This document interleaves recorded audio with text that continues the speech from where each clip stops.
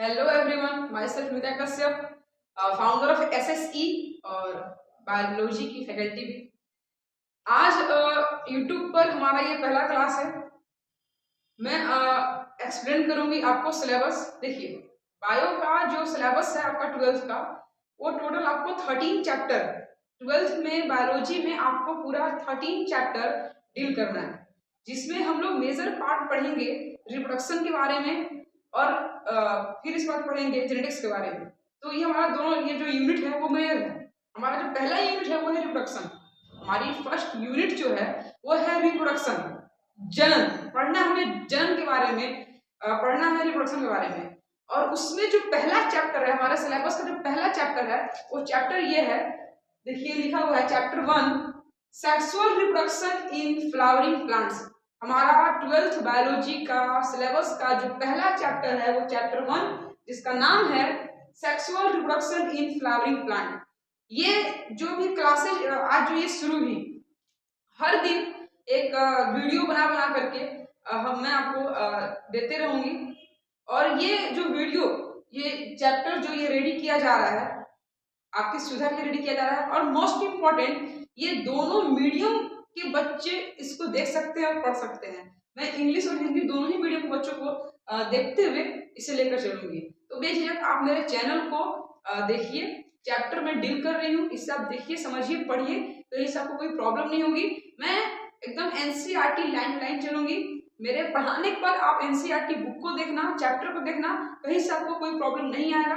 और फिर भी आता है तो आप प्लीज कमेंट सेक्शन में कमेंट करके मुझे अपनी प्रॉब्लम को बताइएगा। ओके, देखिए हमारा पहला चैप्टर है, लिखा हुआ है sexual reproduction in flowering plants, और हिंदी में इस चैप्टर को बोलते हैं पुष्पी पादप में लैंगिक जनन।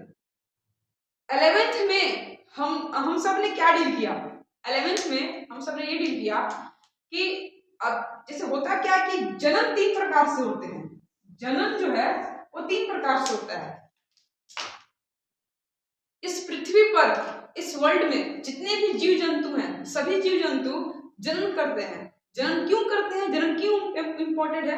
क्योंकि हर एक जाति अपने समुदाय को, अपने कम्युनिटी को बनाए रखने के लिए, अपने कम्युनिटी को बनाए रखने के लिए वो जनन करते हैं, ताकि उनकी जाति का जो अस्तित्व है इस पृथ्वी पर बरकरार रहे, इसलिए वो जनन करते हैं। अब हम देखेंगे कि जनन कितने प्रकार से होते हैं। तो देखिए यहाँ पर लिखा हुआ है जनन। जनन का पहला जो टाइप है वो फर्स्ट टाइप में बता रही हूँ यहाँ पर, कायिक, हिंदी में कायिक प्रवर्धन, और इंग्लिश में इसको बोलते हैं वेजिटेटिव प्रोपेगेशन। ओके, दूसरा टाइप जो है जनन का वो है सेक्सुअल रिप्रोडक्शन। हिंदी में इसको बोलते हैं, सॉरी, इसको हम एसेक्सुअल कर देते हैं, एसेक्सुअल डाल देते हैं, एसेक्सुअल रिप्रोडक्शन। हिंदी में इसको बोलेंगे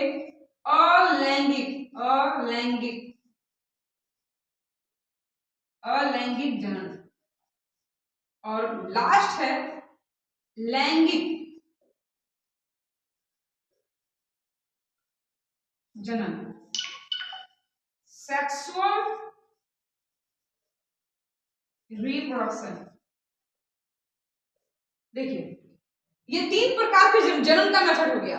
पूरे पृथ्वी में जितने भी जीव जंतु होते हैं सभी अपने जाति, अपने समुदाय को बरकरार रखने के लिए जनन करते हैं। बस उनका तरीका होता है कि कुछ जाति, कुछ ऑर्गेनिज्म कायिक परिवर्धन को फॉलो करते हैं, कुछ जो है अलैंगिक सेक्सुअल रिप्रोडक्शन को फॉलो करते हैं, और कुछ जो है वो लैंगिक जनन सेक्सुअल रिप्रोडक्शन करते हैं। ठीक, हमारा सिलेबस जो था 11th के सिलेबस के अकॉर्डिंग हमने ये दोनों पढ़ लिया है, इसको नहीं पढ़ना है। 12th के सिलेबस के अकॉर्डिंग मुझे क्या पढ़ना है? हम सबको, आपको और मुझे क्या पढ़ना है? ये पढ़ना है, लैंगिक जनन पढ़ने हैं, सेक्सुअल रिप्रोडक्शन पढ़ना है। तो हम इस YouTube चैनल पर मैं आपके साथ डील करूंगी सेक्सुअल रिप्रोडक्शन के बारे में। सेक्सुअल रिप्रोडक्शन फ्लावर में कैसे होते हैं और ह्यूमन में कैसे होते हैं, मैं आपके साथ इसी चीज को, इसी चैप्टर को, इसी टॉपिक को मैं डील करूंगी। ठीक, तो आइए जानते हैं लैंगिक जनन। पहले इस चैप्टर का नाम है कि पुष्पी पादप में लैंगिक जनन। Sexual reproduction in flowering plant. तो फूलों फ्लावरिंग प्लांट्स में सेक्सुअल रिप्रोडक्शन कैसे होता है, उससे पहले हम ये जानेंगे कि आखिर सेक्सुअल रिप्रोडक्शन होता क्या है, पहले हम इस चीज को समझेंगे। तो आइए चलते हैं अपने मेन टॉपिक की ओर।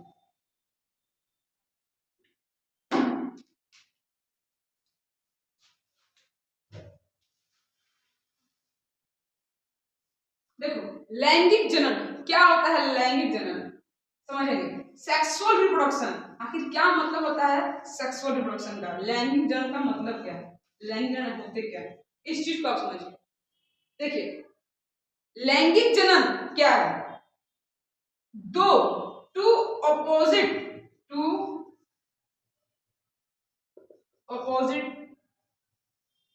सेक्स ऑर्गन और organism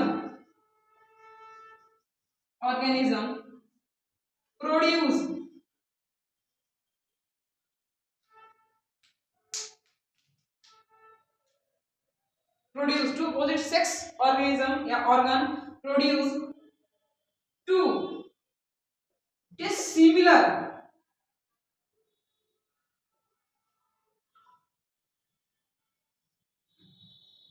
gametes and these gametes fuse by a process and produce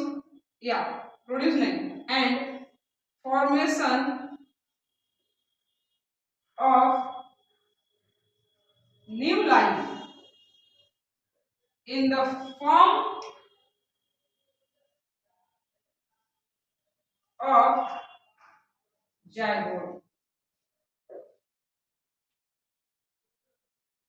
देखिए क्या होता है सेक्सुअल रिप्रोडक्शन, सेक्सुअल रिप्रोडक्शन करने के लिए ऑर्गेनिज्म, दो ऑर्गेनिज्म की आवश्यकता पड़ती है, ऐसे ऑर्गेनिज्म ऐसे जीव जिनका सेक्स क्या होना चाहिए, ऑपोजिट होना चाहिए, सेम सेक्स वाले ऑर्गेनिज्म इस प्रोसेस में लैंगिक जनन प्रोसेस में नहीं आ सकते हैं। अगर लैंगिक जनन प्रोसेस करना है तो ऐसे ऑर्गेनिज्म, दो ऑर्गेनिज्म चाहिए, ऐसे ऑर्गेनिज्म चाहिए जिनका सेक्स क्या होना चाहिए, ऑपोजिट होना चाहिए। अब ऑपोजिट सेक्स ऑर्गन वाले ऑर्गेनिज्म क्या प्रोड्यूस करेंगे, दो डिसिमिलर, मतलब अगर हम यहाँ पे लिख सकते हैं तो ये भी सही है, प्रोड्यूस टू, या ये भी लिख सकते हैं produce only, produce dissimilar gametes, produce करेंगे डिसिमिलर गैमेट्स। तो गैमेट्स क्या होता है, अगर हम बात करें तो मेल गैमेट को नाम देते हैं स्पर्म और फीमेल गैमेट को नाम क्या देंगे, फीमेल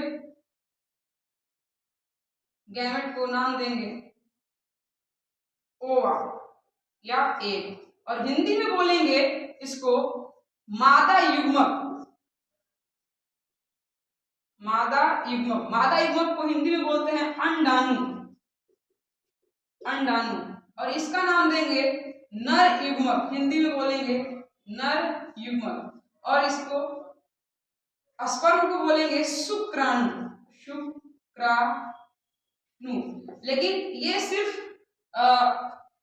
एनिमल किंगडम में शुक्राणु जो वर्ड है सिर्फ एनिमल किंगडम में ये वर्ड यूज करेंगे, लेकिन जब बात करेंगे प्लांट्स की तो इसका नाम चेंज हो जाएगा, नाम आ जाएगा परागकण,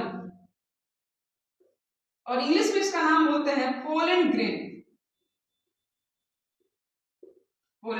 तो देखिए दो ऑपोजिट सेक्स ऑर्गन वाले ऑर्गेनिज्म क्या करेंगे, प्रोड्यूस करेंगे गैमेट को।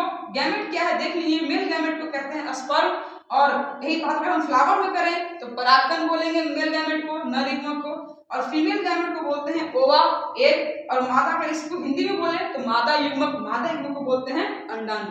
ठीक है, अब ये गैमेट प्रोड्यूस हो गए, ये गैमेट दिस गैमेट्स फ्यूज, ये गैमेट आपस में फिर मिलते हैं, फ्यूज होते हैं एक प्रोसेस के माध्यम से, जिस प्रोसेस के माध्यम से दोनों गैमेट आपस में मिलते हैं उस प्रोसेस को बोलते हैं फर्टिलाइजेशन। इसको हिंदी में बोलते हैं निषेचन। निषेचन। निषेचन प्रोटेशन के माध्यम से, उस प्रोसेस के माध्यम से ये दोनों गैमेट्स फ्यूज होंगे और फ्यूज होने के बाद जन्म देंगे एक न्यू जीवन को, न्यू लाइफ को जन्म देंगे in the form of zygote. Zygote बोले तो भ्रूण, सॉरी भ्रूण नहीं, युग्मनज, युग्मनज, युग्मनज के रूप में नए जीवन को जन्म देंगे। इसी प्रोसेस को बोलते हैं सेक्सुअल रिप्रोडक्शन और हिंदी में बोलते हैं लैंगिक जन्म। जन्म फिर से एक बार, लैंगिक जन्म क्या है? विपरीत जीव वाले, विपरीत जीव, लिंग वाले जीव, विपरीत लिंग वाले जीव क्या करेंगे? प्रोड्यूस करेंगे, उत्पन्न करेंगे अपना अपना गैमेट्स को, विपरीत युग्मक का निर्माण करेंगे। विपरीत लिंग वाले जीव विपरीत युग्मक का निर्माण करेंगे, जिसमें से एक जीव का नाम होगा नर और दूसरे का नाम होगा मादा। नर युग्मक का निर्माण करेंगे और मादा युग्मक का निर्माण करेंगे। ये दोनों युग्मक निषेचन प्रक्रिया के माध्यम से आपस में मिलेंगे। इसके बाद एक नया जीवन का जन्म होगा युग्मनज के रूप में। इसी प्रक्रिया को बोलते हैं लैंगिक जन्म। इसमें सेक्सुअल रिप्रोडक्शन में पता है सबसे अच्छा चीज क्या है? आपको वेरिएशन देखने को मिलेगा, आपको बदलाव देखने को मिलेगा। आज हम पूरे दुनिया को नजर उठाकर देखते हैं तो हमें एक रंग बिरंगा दुनिया, एक खूबसूरत सी दुनिया, अलग अलग वैरायटी के जाति मिल रहे हैं। तो ऐसा ये सब हमें क्यों देखने को मिल रहा है? देखने को इसलिए मिल रहा है क्योंकि ये सारा जो कमाल हो रहा है ना, उसके पीछे का रीजन क्या है? लैंगिक जनन, सेक्सुअल रिप्रोडक्शन। सेक्सुअल रिप्रोडक्शन अगर नहीं होता तो आज इतना खूबसूरती से भरा दुनिया मैं और आप नहीं देख पाते। देखिए ऐसा क्यों? क्योंकि यहाँ पर हो क्या रहा है, यहाँ पर हो क्या रहा है कि हम किसको मिला रहे हैं? टू ऑपोजिट सेक्स ऑर्गेनिज्म, दो विपरीत लिंग वाले जीवों का संगम करा रहे हैं। ठीक है, तो दोनों का क्रोमोसोम, सोचिए थोड़ा सा, दोनों का क्रोमोसोम, सिंपल सी बात है कि दोनों का क्रोमोसोम क्या है? अलग होगा। ठीक, होता क्या इसमें, होता क्या इसमें कि होता क्या इसमें गुणसूत्र, दोनों का जो गुणसूत्र है वो अलग अलग होगा। नर युग्मक, नर युग्मक, नर युग्मक जिसे परागकण, परागकण का ये युग्मक हुआ, इसको ये अगुणित युग्मक होता है, अगुणित, अगुणित। ठीक है, युग्मक आप एक चीज याद रखिएगा कि नर अंग से नर युग्मक बनेंगे, मादा अंग से मादा युग्मक बनेंगे और युग्मक हमेशा अगुणित होते हैं, हैप्लॉइड कंडीशन में होते हैं। क्रोमोसोमल नंबर उसके हाफ होते हैं। अगर हाफ क्रोमोसोम दोनों ही नर और मादा दोनों के ही युग्मक हाफ क्रोमोसोम के साथ रहेंगे, नहीं होंगे, तो फिर एक सफल लैंगिक जनन, एक सक्सेसफुल सेक्सुअल रिप्रोडक्शन होना असंभव हो जाएगा। तो इसलिए क्या होना चाहिए? जो भी गैमेट्स होगा, चाहे वो मेल का हो या फीमेल का हो, दोनों के गैमेट का जो क्रोमोसोम नंबर होगा, जो गुणसूत्र की संख्या होगी, वो क्या होगी? ओरिजिनल से जस्ट आधा होगी। मतलब उसे हम रिप्रेजेंट कैसे करेंगे?